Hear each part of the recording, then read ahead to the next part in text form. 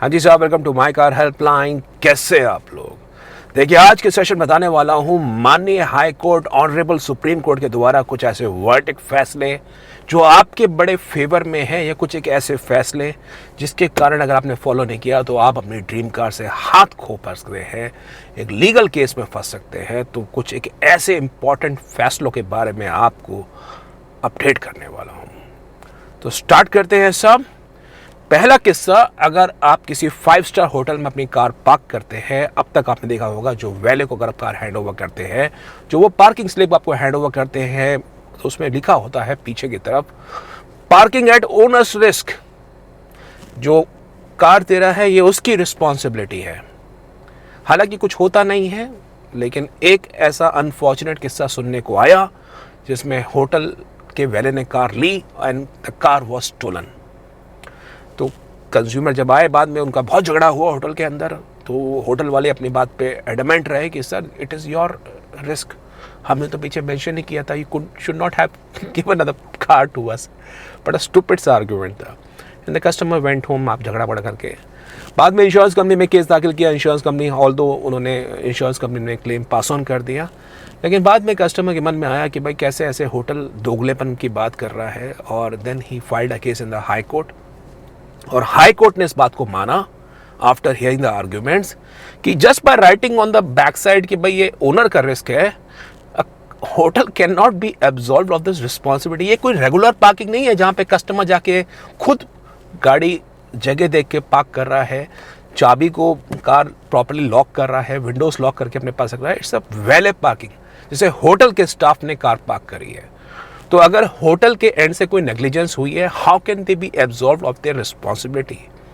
और कोर्ट ने इस चीज़ को माना, अगर किसी होटल के वैले के अंदर आप कार पार्क कर रहे हैं और होटल इस चीज़ को कुछ भी मेंशन कर रहा है, होटल को कंपनसेशन देना होगा if something happens to the car. तो एक बड़ा अपडेट है बॉस। दूसरा अपडेट साहब, बहुत ज़रूरी दूसरा अपडेट भी, एक मामले पे सुनवाई होते हुए सुप्रीम कोर्ट ने कहा, हाल फिलहाल का केस है, कि कार के एक्सीडेंट के वक्त अगर एयरबैग डिप्लॉय नहीं हुए हैं तो boss, manufacturer can not B absorbed of their responsibility. एक कार जब उसमें एयरबैग ले कस्टमर पैसे दे रहा है, एक्चुअली किस्सा हुआ है ह्यूंडई क्रेटा का, जिसमें कोर्ट ने इस बात को माना कि कस्टमर की जो कार डैमेज हुई है उसमें कस्टमर को काफ़ी चोट लगी है। He was injured and taken to hospital. उनके चेस्ट में इंजरी आई है, फेस पे इंजरी आई है। मैन्युफैक्चरर की जो जनरली बातें रहती है कि भाई इम्पैक्ट साइड से था, लेकिन जब कार रिपेयर हुई उसमें देखा जी फ्रंट पे भी पूरा इम्पैक्ट था, और मैन्युफैक्चरर का परव्यू ये था कि साइड से इम्पैक्ट हुआ इसलिए वो एयरबैग डिप्लॉय नहीं हुए हैं, प्लस एयरबैग्स इस स्पीड के बाद खुलते हैं, ये खुलते हैं, वो खुलते हैं। तो कोर्ट ने कहा भैया कस्टमर क्या फिजिक्स देख के कार कि इस एंगल से लगेगा, उस एंगल से लगेगा। Eventually the damage also happened to the front side also, front का बम्पर, फ्रंट की ग्रिल, वो सब चीज़ें चेंज हुई है, बोनेट भी डैमेज हुआ है। तो why is the airbag not deployed? और कोर्ट ने मैन्युफैक्चरर को इस चीज़ का दोषी ठहराया है and is asked so as to give compensation to the vehicle owner.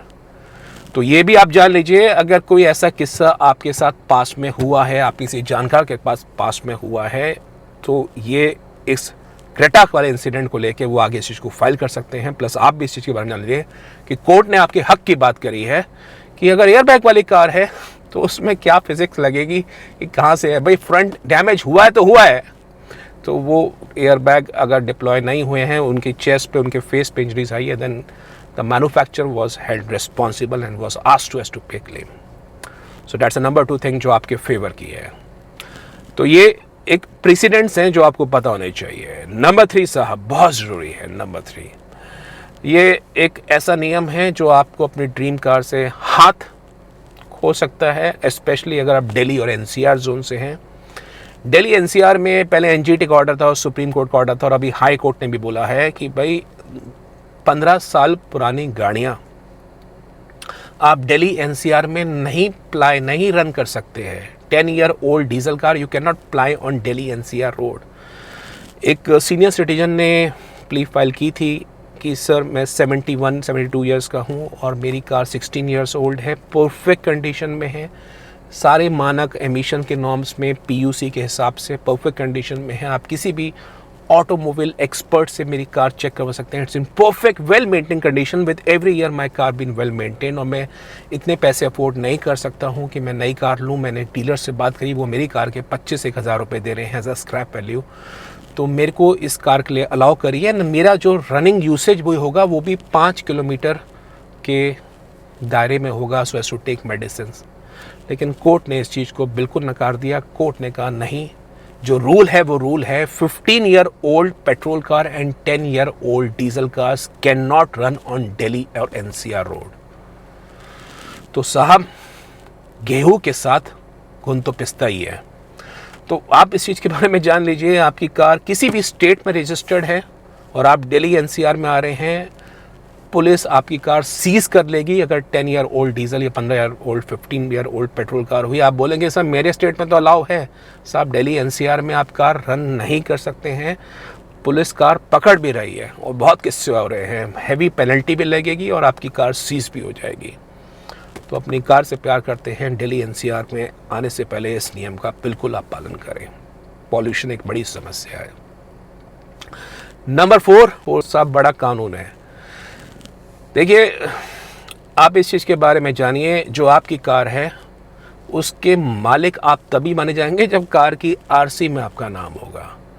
और साहब, कार के कुछ लोग अपनी जब कार बेचते हैं वो उस चीज़ को फॉलो नहीं करते हैं, या डीलर को हैंड ओवर कर देते हैं, एजेंट को हैंड ओवर कर देते हैं और बाद में फॉलो नहीं करते हैं कि कार की RC में नाम चेंज हुआ नहीं हुआ। कुछ लोग तो जेन्युइनली फॉलो करते हैं, आई एम टेलिंग यू। पर डीलर आफ्टर गिविंग अंडरटेकिंग कि मैं यस कार को टेक ओवर कर रहा हूँ, कार की RC चार्म चेंज नहीं करवाता है। इसके बारे में जान लीजिए, सुप्रीम कोर्ट का पहले भी इसमें साफ आदेश आया था कि जो व्हीकल का ओनर है एज पर RTO रिकॉर्ड, क्योंकि कार की रजिस्ट्रेशन डॉक्यूमेंट्स वो the legal document which shows the ownership of the vehicle. तो जिसके नाम पे वो कार की RC है और कल कोई हादसा हो जाता है, भले ही उसने आगे कार बेच दी हो, आगे फॉलोअप किया हो, नहीं किया हो, जो भी रीज़न के कारण कार की अगर RC पे नाम चेंज नहीं हुआ है, वो व्हीकल ओनर की भी उस केस में, इंसिडेंट में पूरी रिस्पॉन्सिबिलिटी मानी जाएगी। ऐसा नहीं कि उसको दोषी ठहरा के जेल में फांसी पर चढ़ा दिया जाएगा, बट उसकी भी इक्वल रिस्पॉन्सिबिलिटी मानी जाएगी। और इसके अंदर एक बहुत बड़े क्रिकेटर का नाम भी पहले इन्वॉल्व था। He has sold his car and unfortunately the car RC was not transferred in the case.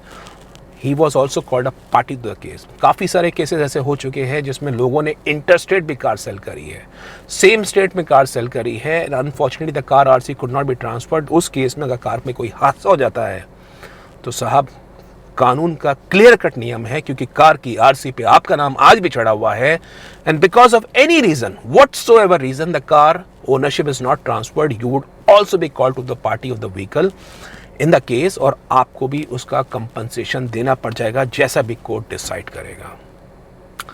तो एक आपके लिए अपडेट है। And number 5, last but not the least, एक हाल फिलहाल का किस्सा ही देखा जिसमें एक, क्या बोलूं, बताऊं इस वीडियो में नहीं बताऊं बिकॉज वीडियो सब लोग देखते हैं। एक मॉल के भाई सब पार्किंग में हेक्टर थी, लंबी चौड़ी गाड़ी है, अंदर स्पेस बढ़िया है, तो यंग ये होंगे, मतलब मज़े ले रहे थे, क्या कर रहे थे कार के अंदर। साहब, इसके बारे में जान लीजिए, कानून का क्लियर कट नियम है, अगर आपकी प्राइवेट कार भी है एंड इफ़ आप पब्लिक प्लेस में हैं, तो बॉस आपकी कार प्राइवेट, उसमें कुछ भी आप करते हैं वो प्राइवेट के नियम में नहीं आएगा। सपोज़ आप कह रहे हैं कि मैं मॉल की पार्किंग में जाके दारू पी रहा हूँ कार के अंदर, boss it's a offence, you would be called under the punishment of the law. आप कार अगर पब्लिक प्लेस में, अपने घर की पार्किंग में करिए, कोठी है तो वहाँ पार्किंग में करिए, कोई दिक्कत नहीं है, जो करना करिए, लेकिन पब्लिक प्लेस में आके तो मत करिए। अपने इमोशंस को कंट्रोल करिए। Why you are creating a scene, it's a sad state. तो एक बात है कि your car in public place, your private car in public place can not be called private whatever you are doing in the car. तो एक आपके लिए और अपडेट है। बाकी एक आखिरी चीज़ और, it's a very serious thing, still despite of stringent laws which have come in, despite of road accidents which is happening, there are some people who still are handing over the car to the minors वो drive on the road. और accidents अभी भी होते हैं। साहब, as a major it's your responsibility to stop this. कानून का strict नियम है, you can be put behind bars. जिसके नाम पे भी वो कार है, that person can be put behind bars. तो उसके बारे में जान लीजिए। Please never do this kind of blunder. There is a strict law. There have incident which happened in the past, it has cost lives and it should not be. बिल्कुल भी इसके बारे में कोई लैक्सिटी भी अलाउड किसी भी सूरत में नहीं है। तो ज़रूरी अपडेट है साहब आपके लिए in terms of law. I hope this video helps you. आपको भी कोई ऐसा कानून पता है तो उसको कमेंट बॉक्स में मेंशन करिए। बहुत सारे कानून हैं, जैसे कार की इस पे विंडोज़ पे आप कोई फिल्म नहीं चढ़ा सकते हैं, तो और भी कानून हैं, मॉडिफिकेशन नहीं करवा सकते हैं। लेकिन ये 5 कानून मुझे ज़्यादा लगे कि भाई ये आप लोगों को पता होने चाहिए, जो आपके हक के बारे में भी है और कुछ एक के बारे में स्ट्रिक्ट लॉज हैं, फाइन्स हैं, जो आपको पता होना चाहिए। वीडियो कैसा लगा, समझदार आपको लगा, मददगार साबित होगा तो साहब शेयर ज़रूर करिए, वीडियो को अपलोड भी करिए। चलो माइका हेल्पलाइन को सब्सक्राइब नहीं करा, सब्सक्राइब दबा दीजिए। और बाकी हमारे खूब सारे वीडियोस प्रेजेंट है, buying car, selling car, new car, finance, insurance, सबके बारे में, तो वो आप ज़रूर चेक कर सकते हैं। So as to become a more informed car buyer to more informed car vehicle owner. Thank you.